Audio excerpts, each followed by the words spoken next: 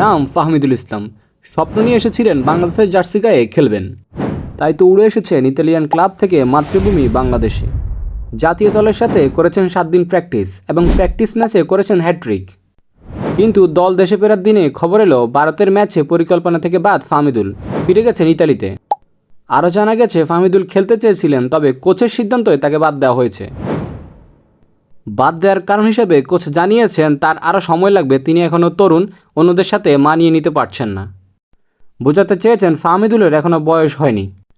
জাতীয় দলের ম্যানেজার আমির খানও ফাহমিদুলকে বাদ দেওয়ার পিছনে একই কারণ দেখিয়েছেন।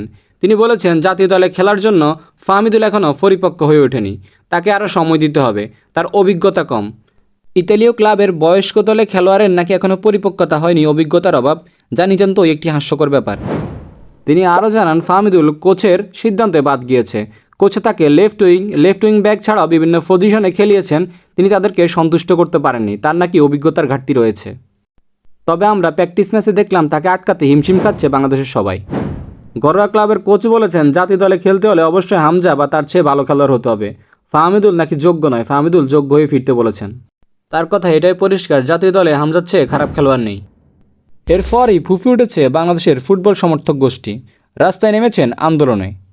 সবাই সন্দেহ করছেন বাংলাদেশের বিদ্যমান সিন্ডিকেটের কারণেই বাদ পড়েছেন ফাহমিদুল। কোনো যৌক্তিক কারণ ছাড়া যদি খেলোয়াড়রা বাদ পড়ে সেটা সিন্ডিকেট বলেই ধরে নেওয়া যায়। ফাহমিদুল ছাড়াও এই সিন্ডিকেটের শিকার হয়েছেন পূর্বে অনেকেই। ইউসুফ আরহামরাও এই সিন্ডিকেটের শিকার হয়েছে, যেখানে ইয়ামাল, এন্ড্রিক, গুলার, জাবিরা 17 বছর বয়সে দুনিয়া কাঁপাচ্ছে, সেখানে আমাদের দেশের খেলোয়াড়দেরকে 17 বছর বয়সে বয়স কমতির কারণে বাদ পড়তে হচ্ছে। বয়স কমে যদি আসল কারণ হয় তাহলে মোরসালিন কীভাবে 17 বছর বয়সে খেলেছিলেন? আর যদি অপরিপক্ক হন কিংবা অভিজ্ঞতার ঘাটতি থাকে তাহলে হয়তো বেঞ্চে বসে থাকবে, সে অবশ্যই ইতালি ফিরে যাবে না। এমন কিছু অবশ্যই হয়েছে যেটা ফাহমিদুলকে ইতালি ফিরে যেতে বাধ্য করেছে। দেশের ফুটবলের সবচেয়ে বড় তারকা হামজার আগমনে ঈদের আমেজ চলছে ফুটবলে, সেখানে আমরা ফাহমিদুলকে হারিয়ে খুব কষ্টে ভুগছি ফুটবল সমর্থকরা। তবে এই প্রতিবাদ পুরো সিন্ডিকেটের বিপক্ষে, কারণ আমরাও স্বপ্ন দেখি লাল সবুজের জার্সি খেলবে একদিন ফিফা ওয়ার্ল্ড কাপে। অন্য দেশের football, Brazil, Argentina, Real Madrid, Barcelona নিয়ে আমাদের এত মাতামাতি, একবার চিন্তা করুন আমাদের জার্সি গায়ে যখন ফুটবল বিশ্বকাপে খেলবে তখন আমাদের আমেজ কেমন হবে। সেজন্য আমাদেরকে ফাহমিদুলদের গড়ে তুলতে হবে।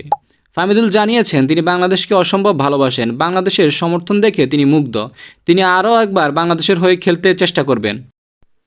এখন যদি এভাবে ফাহমিদুলরা হারিয়ে যায় তাহলে পরবর্তীতে অন্য কেউ খেলতে সাহস করবে না কিংবা অন্য কেউ খেলতে আসবে না। তাই তো এখনই সবচেয়ে ভালো সময় আমাদের এই ফুটবলের সিন্ডিকেট ভেঙে দেওয়া, আমাদের ফাহমিদুলকে ফিরিয়ে আনার।